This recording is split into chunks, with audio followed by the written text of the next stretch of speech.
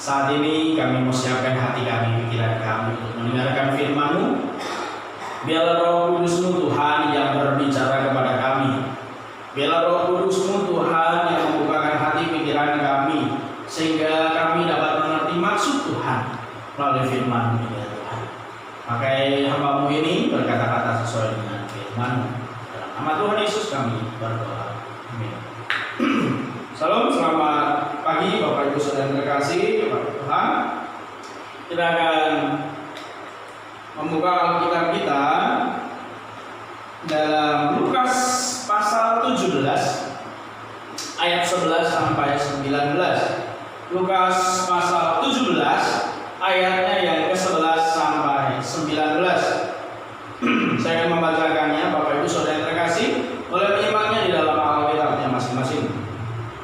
Dalam perjalanannya ke Yerusalem, Yesus menyusur perbatasan Samaria dan Galilea.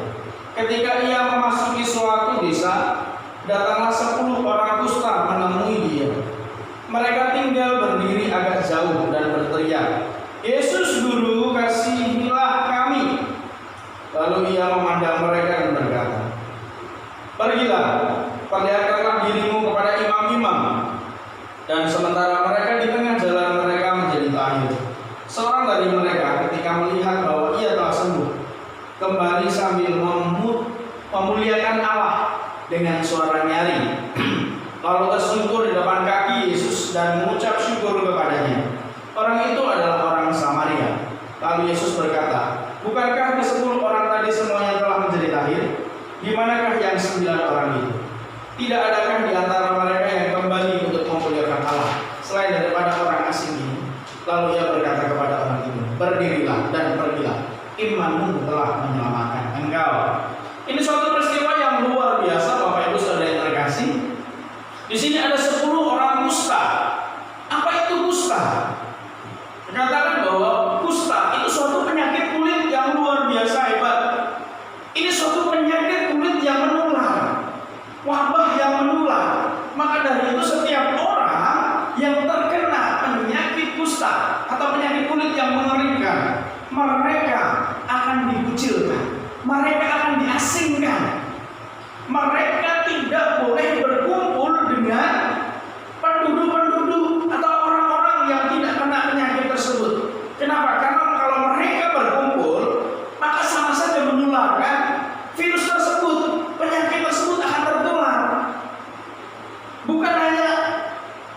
Bukan hanya bersentuhan, berdekat saja di dekatnya akan ketularan. Maka dari itu peraturan zaman itu, ketika di dekatnya ada orang penyakit kusta harus melemparinya dengan batu. Itu peraturannya. Nah, kalau bisa kita lihat, kita samakan dengan wabah virus yang terjadi pada saat ini, ya. Virus yang luar biasa, ya. Virus yang luar biasa menggegerkan seluruh dunia. Virus yang menggoyangkan iman orang percaya. Menggoyangkan, kenapa saya katakan menggoyangkan? Ya, ada suatu perbincangan. Dikatakan bahwa mungkin ada sebelah pihak yang katakan, "Wah, kenapa kita perlu takut? Kita punya Tuhan Yesus. Kenapa kita perlu khawatir? Kita punya Tuhan Yesus." Tetapi ada belah pihak yang memang kita percaya, tetapi kita berhikmat. Tuhan memberikan pengetahuan kepada kita supaya kita berhikmat. Ada perdebatan di antara beberapa orang, tetapi kita percaya. Jangan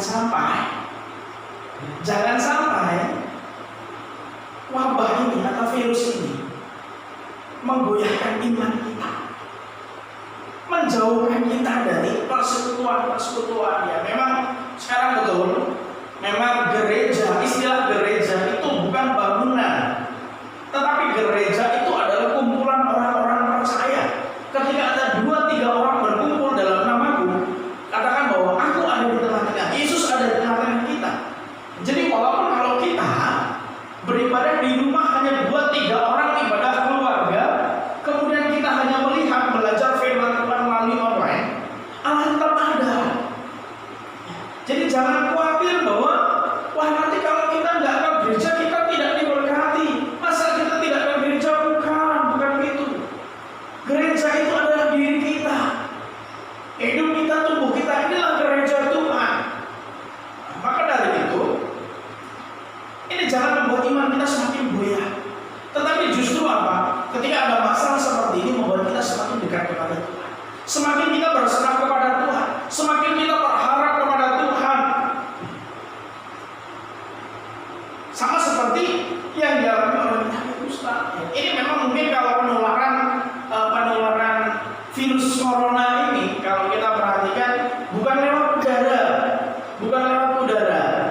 Jadi sekalipun kita pakai masker, sebenarnya kalau kita bersentuhan, kita bisa kena. Bukan hanya itu, kalau penderita pegang uang terus kita terima uang tersebut, kita bisa ketularan. Karena ini lewat sentuhan. Ya, jadi kalau kita perhatikan, karena banyak kalau terjadi wabah ini, semua harga jadi gila ya. Masker yang awalnya saya beli itu cuma 18.000 satu kotak isi 50, sekarang mengerikan, harganya 300.000, bahkan ada katakan bahwa sampai 600.000. Ini harga yang mengerikan. Hanya masker, bukan hanya masker, rupanya hand sanitizer, cuci tangan itu rupanya juga melambung di mana-mana sulit. Bahan-bahannya, sekalipun kita cari alkohol juga, itu sulit didapat dan harganya mahal. Mengerikan betul. Bahkan bukan itu, jahe saja sekalipun mahal. Jadi Bapak Ibu kalau mau punya penghasilan yang lebih, tanamlah jahe. Tapi mungkin sekarang sudah telat karena jahenya sekarang yang dibutuhkan ya. Yang banyak butuh jahe, kenapa? Karena menurut orang-orang di sana, bukan saya juga tidak tahu ya.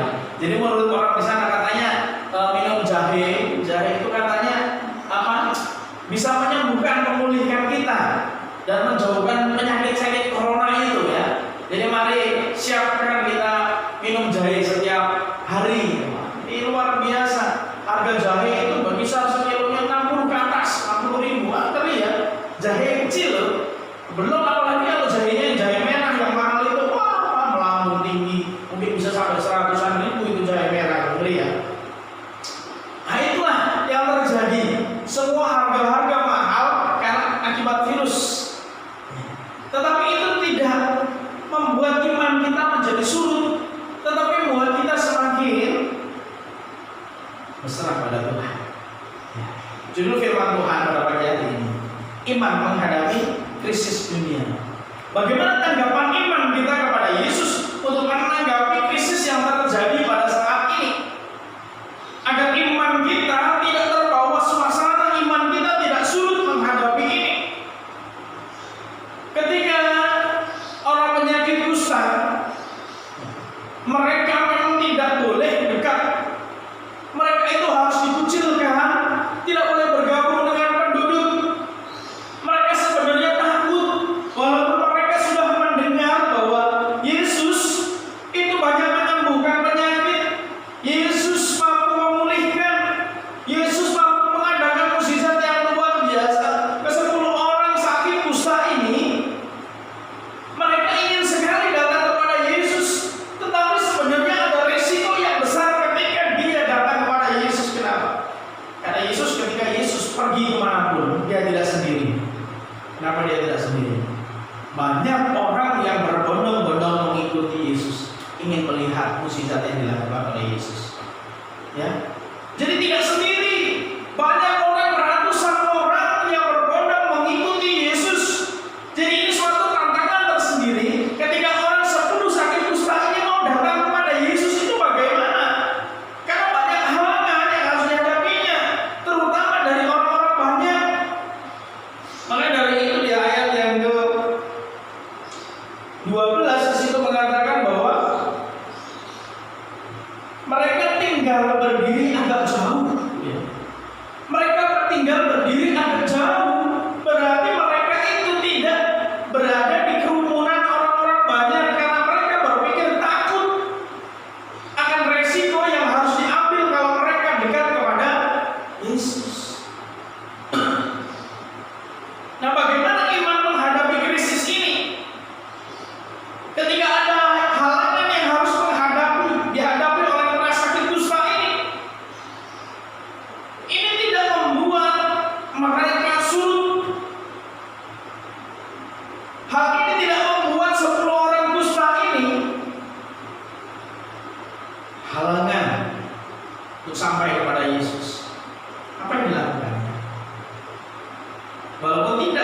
dekat kepada Yesus, apa yang dilakukan orang sakit kusta? Ayat yang ke-13 jelas sekali dikatakan bahwa dan berteriak, Yesus Guru, kasihilah kami. Ya, mungkin ini tidak bisa dipraktekkan, karena kita tahu bahwa orang sakit kusta pasti tinggal jauh, dan dia berteriak itu pasti sangat kencang, sehingga Yesus bisa mendengarkan teriakan orang sakit kusta tersebut. Mereka berteriak, dikatakan bahwa Yesus Guru, kasihilah kami. Mereka memohon belas kasihan kepada Yesus. Mereka rindu Yesus memulihkan mereka, karena keadaan yang mereka alami begitu menyesalkan, begitu menyakitkan. Kita tahu orang sakit kusta itu gatal seluruh badannya, bukan hanya gatal, bau. Ya, ini yang mengerikan. Maka dari itu mereka itu sudah tidak tahan dengan keadaannya, mereka butuh pertolongan. Mereka berteriak dari kejauhan, ingin disembuhkan oleh Yesus. Iman menghadapi, bagaimana iman kita untuk menghadapi krisis di dunia ini?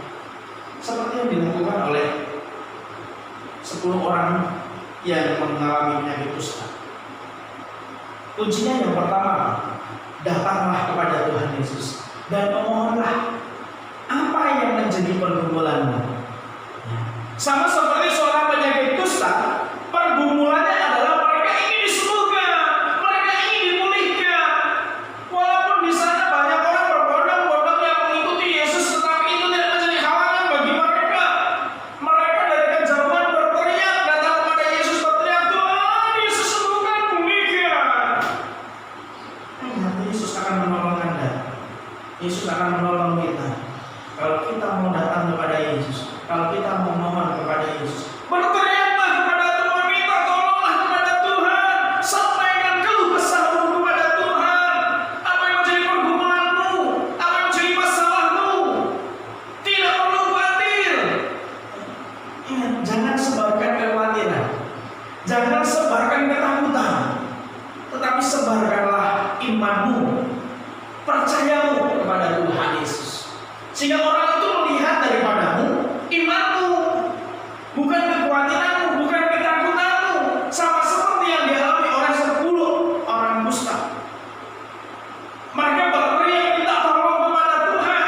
Jadi kita ketika kita menghadapi krisis dunia ini, kita menghadapi wabah penyakit ini, berarti ini kita seharusnya kita semakin dekat kepada Tuhan. Kita mohon, berteriak kepada Tuhan, sampaikan kepada Tuhan bahwa kita tidak tahan dengan krisis yang terjadi, virus yang melanda Indonesia bahkan seluruh dunia. Kita bersama-sama berdoa, kita bawa masalah ini kepada Tuhan, bukan hanya masalah dunia, masalah pribadi kita. Orang tidak tahu masalah pribadi kita. Saya tidak tahu masalah Anda, tetapi Tuhan tahu sampai ke dalam hati kita. Maka dari itu, datanglah kepada Tuhan, berteriaklah kepada Tuhan, memohonlah kepada Tuhan, bawalah segala pergumulan kita, masalah kita. Mari, maka Tuhan akan menolong kita. Ingatlah, itulah iman yang harus kita tunjukkan. Jadi iman itu bukan disembunyikan. Iman itu bukan hanya sekedar perkataan, tetapi tunjukkanlah imanmu. Bagaimana menunjukkan iman? Datang kepada Tuhan Yesus, memohonlah kepada Tuhan Yesus, hanya pada Tuhan Yesus, tidak dengan yang lainnya. Mari Bapak Ibu Saudara yang terkasih, kita ubah cara pikir kita, cara pandang kita. Satu-satunya menolong itu adalah Tuhan Yesus. Bagaimanapun keadaan kita, seburuk apapun keadaan kita, sebesar apapun pergumulan kita, sebesar apapun masalah kita, datanglah pada Tuhan. Hanya pada Tuhan Yesus tempat pertolongan itu. Sebab apa? Dia sanggup memulihkan kita. Yang pertama. Dan yang kedua, bagaimana iman kita menghadapi krisis dunia ini?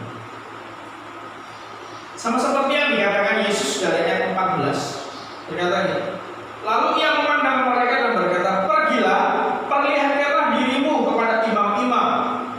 Dan sementara mereka di tengah jalan mereka menjadi takut. Bagian A14a menyatakan bahwa Yesus ketika mendengar teriakan 10 orang sakit kusta, Yesus memandang mereka, kemudian Yesus berkata, pergilah, perlihatkanlah kepada imam-imam. Kalau kita lihat dari ayat tersebut, Yesus tidak menyembuhkan mereka. Sepertinya Yesus tidak bertindak. Yesus tidak bertindak sepertinya. Nah, sama seperti kalau kita melihat ketika pelayanan Yesus, ketika Yesus menyembuhkan orang yang buta. Pernah mendengarkan firman Tuhan ketika Yesus menyembuhkan orang buta? Ketika itu orang buta itu memohon kepada Tuhan supaya dia bisa melihat. Yang dilakukan Yesus, dia mengambil tanah, dia meludah ke tanah, kemudian tanah itu diaduk-aduk oleh air ludahnya, kemudian tanah itu ditaruhkan di kedua mata orang buta itu, kemudian orang buta itu bisa melihat. Ya, ada tindakan yang dilakukan oleh Yesus. Ini yang perlu kita pahami. Di dalam ayat 14a, Yesus tidak sepertinya tidak mengambil tindakan. Yesus mungkin kebanyakan orang gini, wah, aku pengen dijamah Tuhan supaya aku sembuh. Nah, peristiwa ini persis mirip seperti panglima yang datang kepada Nabi Elisa. Elisa bilang gini, ketika dia penyakit kusta juga sama, punya penyakit kusta, datang kepada Elisa untuk disembuhkan. Elisa tidak datang menemui, hanya menyuruh bawahannya. Menyuruh apa?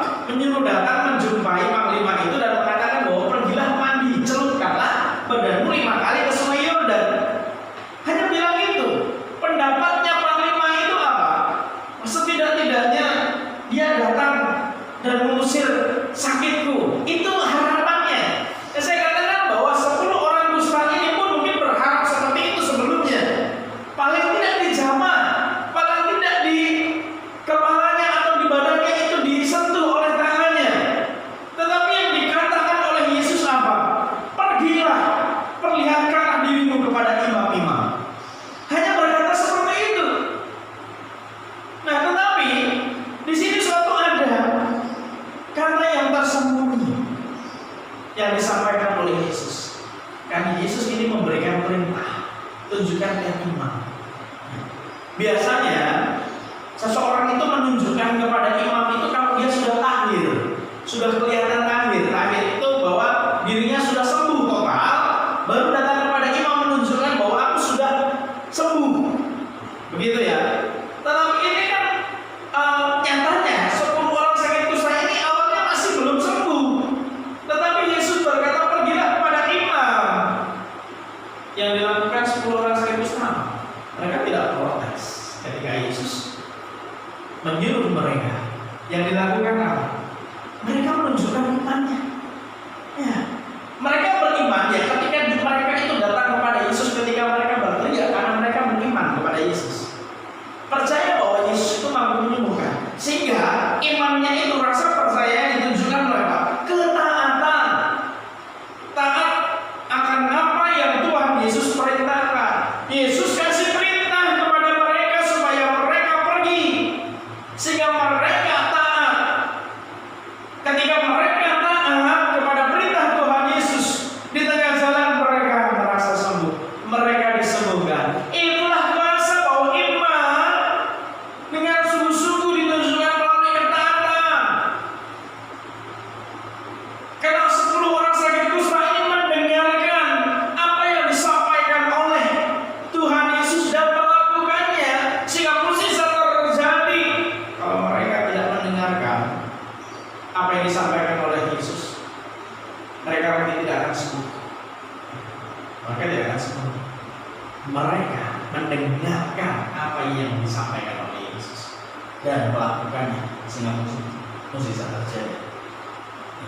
Inilah langkah yang harus kita ambil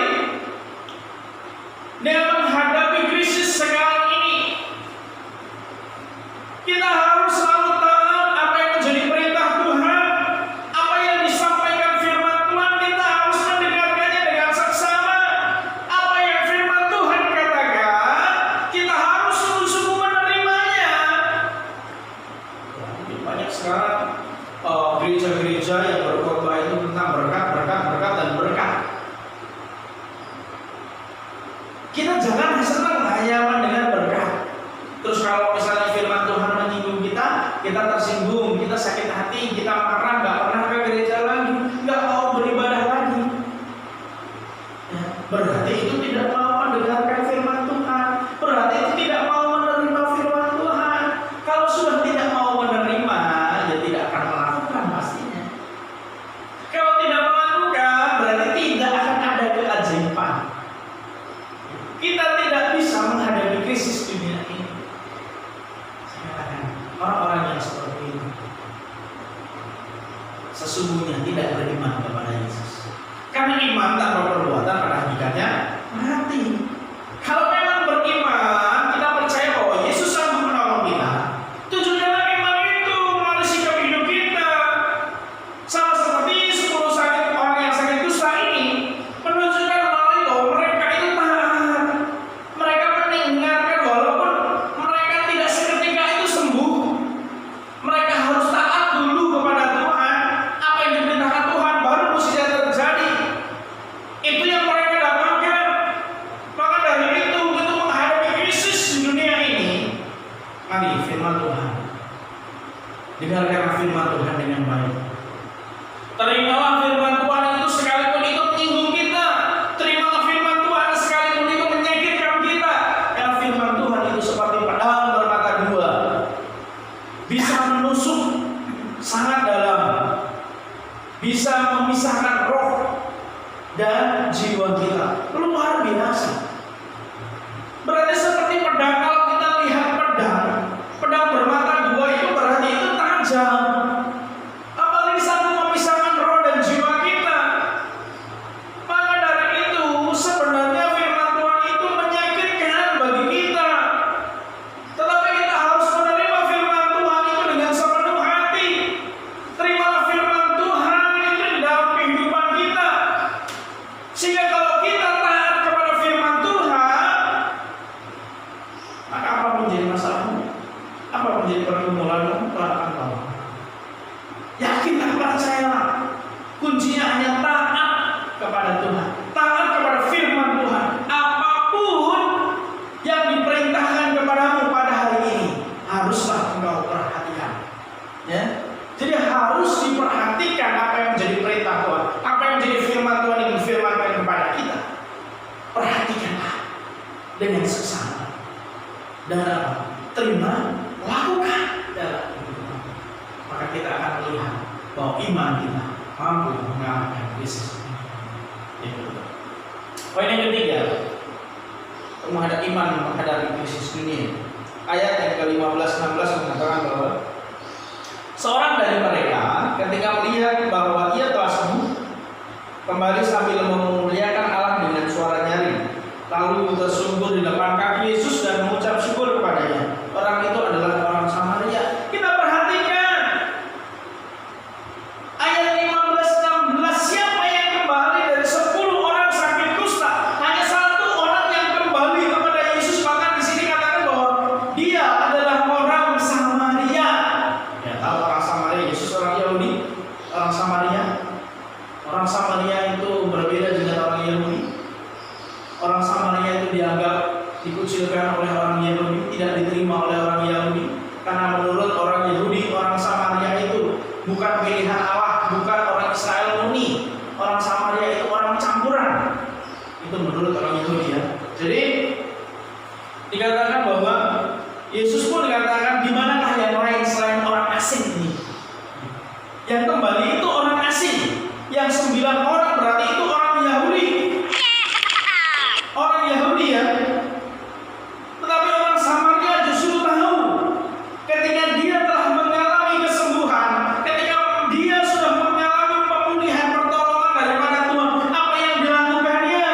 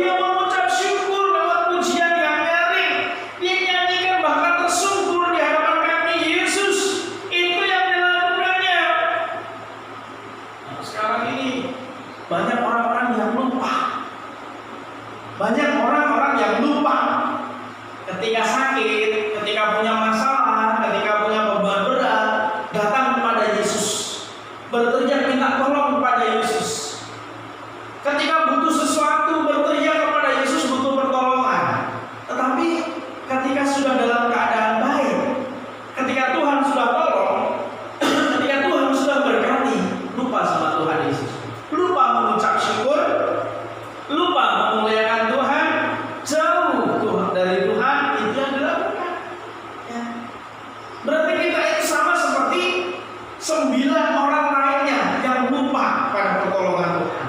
Padahal jelas-jelas mereka sembuh karena Tuhan Yesus. Mari, siapa kita? Kita 9 orang itu kan? Atau kita orang selamanya tersebut yang kita tidak lupa? Mari kita lihat kepada diri kita, karena kita yang kenal siapa diri kita. Jangan sampai kita lupa, karena yang ketiga itu jangan lupa kepada Tuhan. Ketika engkau sudah ditolongnya, nyatakanlah ucapan syukur dan pujian kepadanya. Kalau kita sudah ditolong, jangan lupa terima kasih. Ya. Engkau saja mengajari anak. Kalau misalnya anak dikasih sesuatu, bilang apa? Terima kasih. Gitu ya. Mengajarkan hal tersebut ya kepada anak-anaknya. Ya sama, berarti kalau kita diberikan pertolongan oleh Tuhan Yesus, jangan lupa terima kasih dong. Kalau kita lupa berterima kasih, berarti kita itu tidak tahu diri. Kita itu orang yang tidak tahu diri kalau kita tidak terima kasih. Sudah ditolong, kok nggak tahu terima kasih? Nah, coba itu dialami oleh Bapak Ibu. Contohnya, saya butuh sesuatu, Bapak Ibu tolong saya. Kemudian saya diam aja kalau ucapkan terima kasih, bagaimana tanggapan Bapak? Pasti bertanggapan, wah, Pak Pendeta ini kok nggak tahu terima kasih, nggak tahu diri, udah ditolong malah nggak terima kasih. Nah itu sama. Kalau kita ditolong oleh Tuhan Yesus, ucapkan terima kasih, ucapan syukur kita kepada Tuhan. Sama seperti orang Samaria ini, yang dia tidak lupa akan pertolongan Tuhan Yesus, sehingga dia apa? Kembali kepada Tuhan, walaupun apa pada awalnya perlihatkanlah kepada iman. Karena di tengah jalan merasa kesembuhan, dia kembali kepada Tuhan Yesus mengucap syukur. Ini suatu hal yang luar biasa. Dengan girang hati dia memuji Tuhan, memuliakan Tuhan dengan suara nyaring, bahkan dia sujud di kaki Yesus. Inilah tandanya dia bersyukur. Untuk menghadapi krisis kita jangan lupa bersyukur. Lah, ini kan penyakit Pak Pendeta. Kenapa kita harus mengucap syukur? Ya betul. Sekalipun kita menderita, sekalipun kita punya masalah, kita tetap harus bersyukur kepada Tuhan. Karena apa? Karena di balik peristiwa ini, pastilah Tuhan punya rencana yang indah. Pastilah Tuhan punya rencana yang indah. Mungkin kenapa? Gini, rencana Tuhan itu tidak bisa kita selami dengan pikiran kita. Tuhan itu punya rencana yang luar biasa yang kita tidak pikirkan. Pikiran kita itu tidak sampai. Tapi percayalah, di balik krisis dunia ini, di balik masalahmu, di balik pergumulanmu, Tuhan Yesus punya rencana yang hebat di dalam kehidupan. Jadi mari jangan lupa untuk bersyukur kepada Tuhan, baik itu dalam keadaan suka maupun di dalam duka. Naikkan segala pujian dan syukur kita kepada Tuhan. Berterima kasihlah kepada Tuhan sebab Dia baik. Jadi ada 3 poin yang kita pelajari pada pagi hari ini. Bagaimana iman kita menghadapi krisis di dunia ini. Sama seperti yang dialami oleh 10 orang sakit kusta. Datang kepada Tuhan, berteriaklah memohon kepada Tuhan, bawalah setiap pergumulan masalahmu kepada Tuhan. Kemudian yang kedua, tunjukkanlah imanmu melalui apa? Ketaatan. Apa yang firman Tuhan sampaikan, perhatikanlah dengan saksama. Terimalah firman Tuhan itu dan lakukanlah firman Tuhan itu. Maka engkau akan bersembuh. Maka engkau akan mengalami pemulihan yang luar biasa daripada Tuhan. Dan ingatlah, poin yang ketiga tadi, jangan lupa untuk mengucap syukur ketika Tuhan Yesus sudah tolong engkau. Naikkanlah setiap pujian kepada Tuhan, tersyukurlah di kakinya, menyembah Dia. Tunjukkanlah rasa terima kasih kita kepada Tuhan. Dan percaya bahwa tidak ada yang mustahil bagi Tuhan Yesus. Tuhan Yesus sanggup melakukan apa saja. Bahwa rancangannya itu rancangan damai sejahtera. Ya, berfirman Tuhan, kita berdoa. Terima kasih ya Tuhan buat firman-Mu yang Kau sampaikan kepada kami pada pagi hari ini.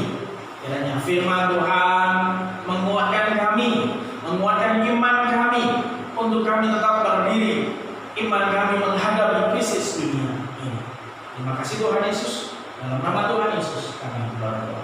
Amin. Ya, saat ini kita akan mengakhiri ibadah kita pada pagi hari ini. Sebelum itu kita akan pujian kita, Lingkupi. 1, 2. Lingkupiku dengan sayangmu, naungiku dengan kuasa-Mu di saat badai bergelora. Ku akan terbang bersama-Mu, Bapa Kerajaan atas semesta. Ku tenang sebab Kau Allahku. Lingkupiku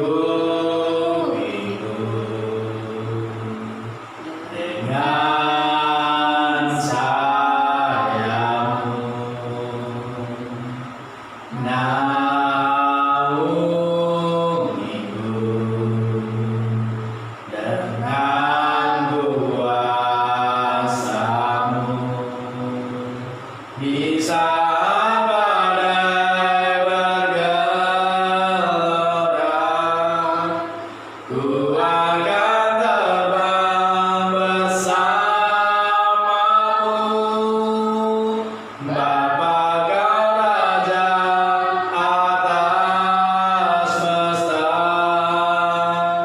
Ku tenang sebab Kau Allahku. Di saat badai bergelora, ku akan terbang bersama-Mu, Bapa Kerajaan atas semesta. Ku tenang sebab Kau Allahku. Kita akan mengakhiri ibadah kita pada pagi hari ini. Kita bersatu di dalam doa. Engkau Allah Abraham, Allah Ishak, Allah Yakub, Allah yang kami sembah, kami muliakan di dalam Yesus Kristus. Kami sungguh mengucap syukur Tuhan atas ibadah kami pada pagi hari ini. Biarlah setiap pujian-pujian yang kami naikkan kepada Tuhan sungguh menyenangkan hati-Mu Tuhan. Dan setiap doa yang kami naikkan kepada Tuhan, kiranya Tuhan menjawab sesuai dengan waktu dan kehendak Tuhan. Dan kami juga sudah mendengarkan firman-Mu. Ajari kami ya Tuhan untuk menjadi pelaku-pelaku firman, menerapkan firman Tuhan di dalam kehidupan kami. Sebentar kami akan berpisah satu dengan yang lain. Tuhan lindungi kami, Tuhan sertai kami ya Tuhan. Jika ada jemaat-Mu yang sakit, Tuhan pulihkan, Tuhan sembuhkan, Tuhan jamah. Kami percaya kuasa-Mu yang akan memulihkan. Jika ada jemaat-Mu yang punya beban berat, Tuhan punya masalah, Tuhan tolong, Tuhan memberikan jalan keluar, Tuhan memberikan solusi. Jika ada jemaat-Mu Tuhan yang lemah imannya, Tuhan topang, Tuhan akan memberi kekuatan bagi imannya Tuhan. Mari arahkan hatimu kepada Tuhan untuk menerima berkat daripada Tuhan. Tuhan menyinari engkau dengan wajah-Nya dan memberi engkau kasih karunia. Tuhan menghadapkan wajah-Nya kepada engkau dan memberi engkau damai sejahtera. Tuhan membukakan tingkap-tingkap langit-Nya, mencurahkan berkat-berkat-Nya sampai berkelimpahan kepada engkau. Kiranya kasih karunia Tuhan, damai sejahtera Tuhan, serta berkat-berkat daripada Tuhan menyertai engkau mulai dari sekarang sampai selama-lamanya. Dalam nama Tuhan Yesus kami berdoa. Bapa, terima kasih. Bapa, terima kasih. Bapa, di dalam surga,